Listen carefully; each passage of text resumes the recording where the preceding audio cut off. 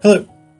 So in this series of videos, I'm going to be doing very brief overviews of different historical modes of reading or schools of literary and cultural theory.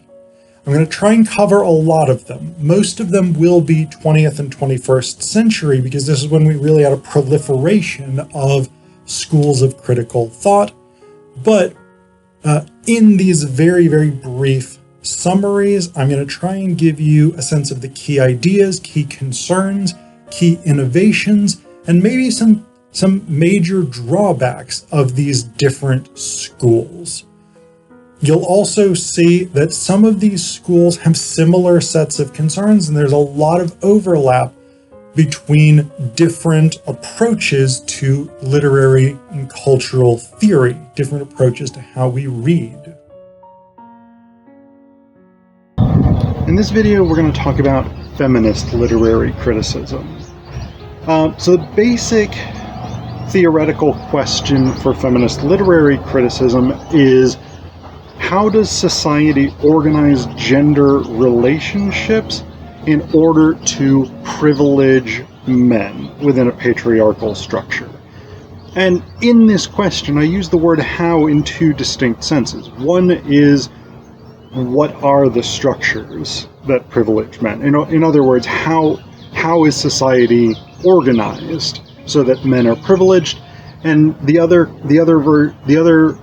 meaning of the word how is a methodological one. What are the tools, strategies, techniques, ideologies, etc., that keep people buying into this patriarchal narrative? So these are these are the two very broad concerns of feminist literary criticism. What are the ways in which society is organized to establish gendered authority, and how is that organization maintained? Now, feminist literary criticism is very closely related to, but not identical to, feminist political or socio-cultural activism. Most feminist critics are invested in feminist politics. Not necessarily everyone who's invested in feminist politics is invested in feminist literary criticism, but they're very closely linked, particularly when we talk about second and third wave feminism.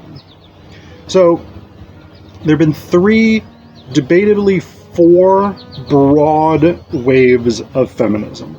First wave feminism was largely didn't produce a literary criticism as such. First wave feminism was basically concerned, these are vast oversimplifications that I'm about to give you of first, second, and third wave feminism, but basically first wave feminism is largely concerned with establishing women's basic political and social rights. So the women's suffrage movement is sort of the biggest example of first wave feminism, but also rights to decent wages and employment, the right to own property, the right to divorce, protection from spousal rape and domestic abuse, things like this. These are first wave feminist causes. They are political, they are sociocultural, they're not necessarily literary. But when we get to second wave feminism, which really picks up in the 1960s and is especially prominent in the 70s, 80s, into the 90s, second wave feminism produces a big school of literary criticism. Broadly speaking, second wave feminism is more concerned with establishing legitimacy, equality, and opportunity for women. So the idea of breaking the glass ceiling, for instance, really comes out of second wave feminism. It is about equality of opportunity, equal pay for equal work, women's reproductive rights, women's ability to control their own lives in every sense of the word. These are really second wave feminist goals. Political goals, that is, socio-cultural goals. On the literary front, second wave feminism does a lot of things. one of the things that it's concerned with is legitimizing the roles of women in literature.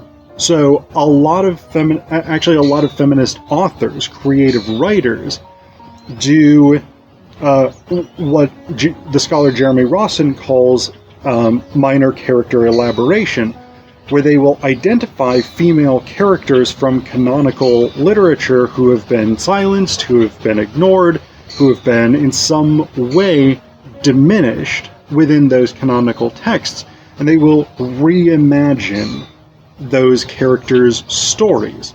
So the wife, Rochester's wife in Jane Eyre, for instance, his first wife, who's in the attic or whatever she is. I don't remember Jane Eyre that well. I think I did read it, but I'm not a Victorian novel guy, so you'll have to excuse me on that one. Medusa is a big one. There's a massive explosion of Medusa poems from feminists in the 1970s, and they're about legitimizing Medusa's experience, Medusa's voice, which is almost completely absent from the ancient Greek and Roman sources. So this is one big thing feminists are interested in, is reclaiming female characters and saying, these women are here in these narratives, they play an important and legitimate role, and we need to understand that role. Another big element of second wave feminist criticism is figuring out what it means for women to write as such. So, I think it was Hélène Cixous comes up with the idea of an écriture féminine, which is my pronunciation of French words by someone who does not know how to pronounce French words. Basically, it's this idea of women's writing. In her essay, The Laugh of the Medusa, Cixous talks about the need for women to transcend male forms of writing, male patterns of writing. A lot of feminists pick up on this, and so the idea that linear storytelling is a masculine form, that it's a kind of logocentric and phallocentric structure, meaning logocentric meaning centered on language or centered on wording, phallocentric meaning centered on the penis or centered on the phallus or the patriarchy, patriarchal authority. So the idea for, especially in the 70s, this has a lot of cachet with second wave feminists, this idea that the particular way in which we tell stories is somehow gendered. And there's a big push for female authors to figure out what it means to write as a woman, not just to write female characters or to write from the subjective standpoint of a woman, but to figure out what a female author's voice would sound like.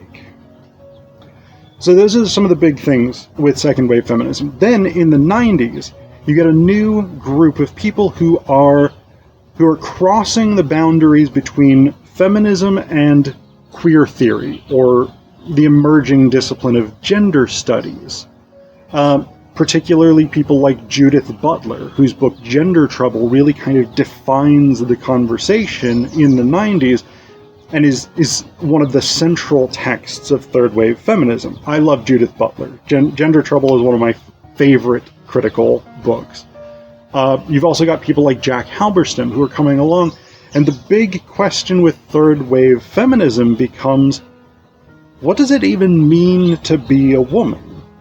Because both first and second wave feminism implicitly or explicitly bought into the idea of a gender binary, and then that gender binary was somehow rooted in biology. Third wave feminism comes along and says, wait, that's not quite right. Sure, there's some biological component to sex, and in biological terms, sex is ill-defined. A lot of people, especially right now in the anti-trans community, will tell you that biology has very specific two genders. That's wrong. That's an oversimplification. biological sex is based on a wide range of factors that play together in really confusing, conflicting, and contradictory ways. I'm not a biologist, but I will try to remember to link in this video over to Forrest Valkai, who has a really, really good explanation of exactly how complicated sex is from a biological perspective. Gender, on the other hand, is performative, is the conclusion of third wave feminism. And to clarify here, sex, when we use the term sex, we do, in day-to-day parlance, we use them interchangeably. But in a more official capacity, when we use the word sex, we are talking about a biological identity rooted in the body, rooted in psychology, rooted in neuroscience, neurology, whatever it is. When we talk about gender, we're talking about the performance of a gendered or sexed identity. So this is really the big innovation of third wave feminism, is this idea that I'm male not because of my biology, not because of my psychology, not because of my brain chemistry or whatever it is, even though all of those things may matter. I'm male because I perform the gendered roles of maleness, and I perform them so continually and so unconsciously that it becomes an element of my identity. That is, we are each trained into the gender norms of our particular culture, and we perform those gender norms because that's the way that we as subjects have been conditioned to see the world. And part of the evidence for this is, of course, if you go to a different culture, their gendered norms will be different, and what you do in your culture that signifies I am performing maleness in another culture may read as feminine. Similarly, and this is one of Judith Butler's big points, is we continually fail to perform our gender properly. Not in the sense that, like, oh, I'm, I don't know, putting on makeup and wearing a dress and making my husband pot roast or something like that.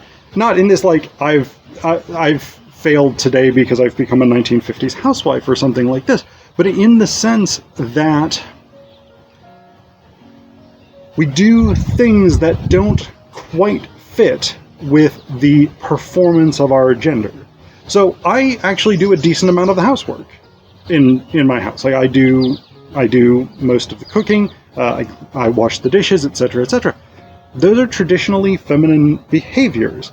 And so in a sort of strict interpretation of gender binaries, those would be failures to perform my gender properly. So this is the thing that third wave feminists say points to the arbitrariness of gender performance. It becomes exactly a question of how do you perform gender, and that gender becomes not something that's innate, but something that's socially constructed. And so third wave feminist literary criticism is largely looking at these questions of how do characters perform their gender? What do they do that complicates the idea of gender roles, that challenges gender roles, that undermines the idea that there are specific gender roles, etc., etc. So those are the basic sort of core. There's also fourth wave feminism. My sense is that fourth wave feminism is somewhat ill-defined at this point, because I think we're in sort of the early stages of it still. My understanding, and this may not be fair because I haven't really followed those starting to think about fourth wave feminism that much, but my sense of it is that it's a kind of return to second wave feminist notions of empowerment and organizing around women's concerns, which is, of course, particularly relevant today in the context of the Me Too movement, the Time's Up movement, and also in the US, the imminent rollback of reproductive rights, etc., etc., that's going to lead to a bunch of other rights being rolled back.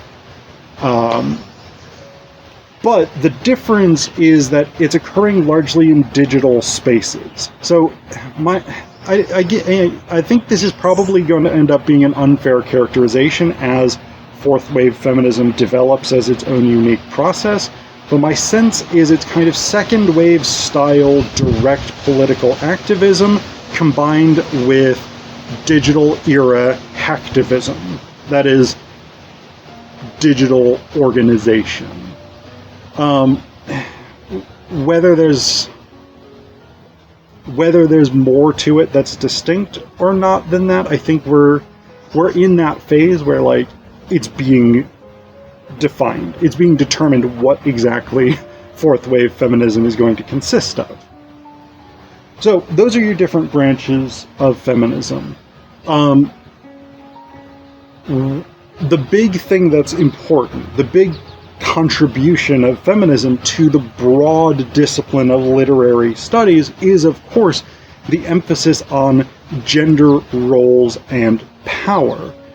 Now, this idea that society is fundamentally structured around a gendered conflict, that is, the struggle between the genders over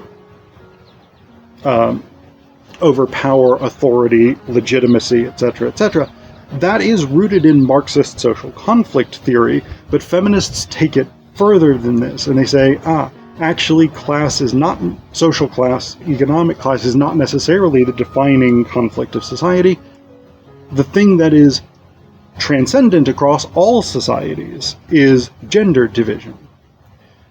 It's not transcendent in the same way. Not every society has the same kind of gender conflicts and gender roles and things like this, but every society, as far as we know, as far as I know at least, has some type of gender conflict, some difference of gender roles. And so feminists say this is the most fundamental conflict. And actually, Engels, Marx's co-author of the Communist Manifesto, in, what is it called? Family, Property, and the State, I think is the name of his book. He actually does say gender difference, male ownership of women is the earliest form of property ownership.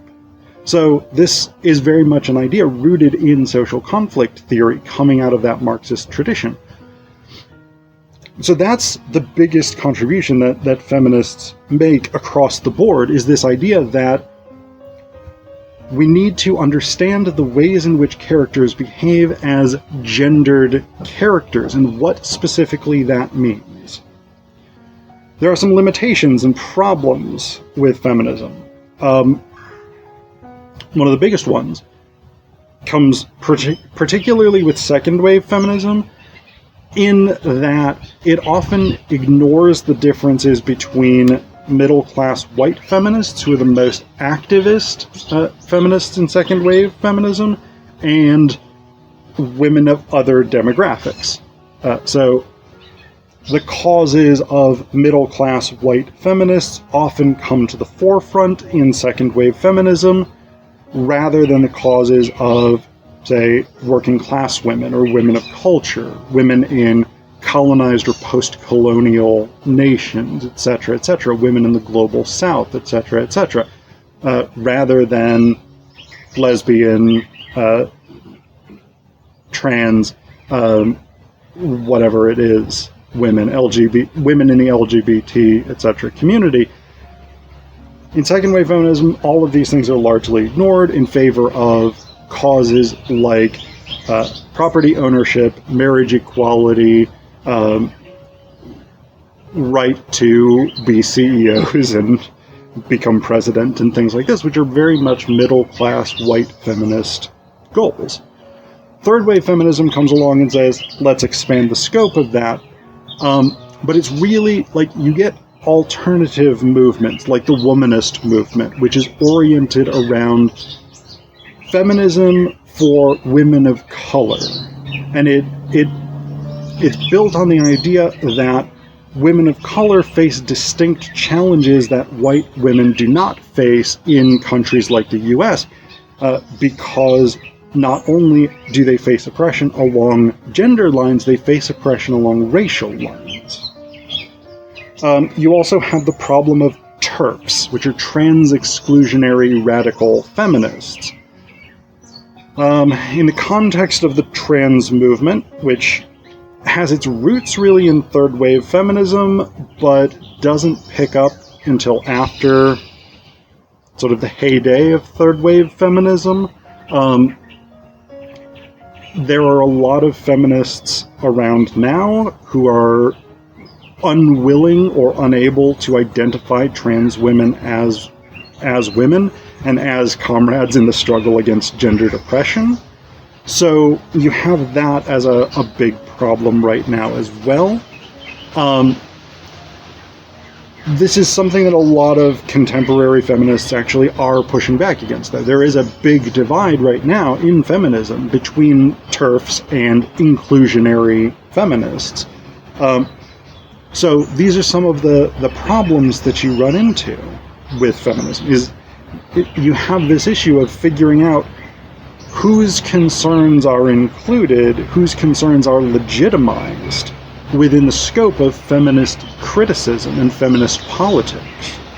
But again, the crucial thing that feminism does for literary criticism is it says we need to pay attention to the way that gender shapes the experience and lives of characters, and what that means for the broader society.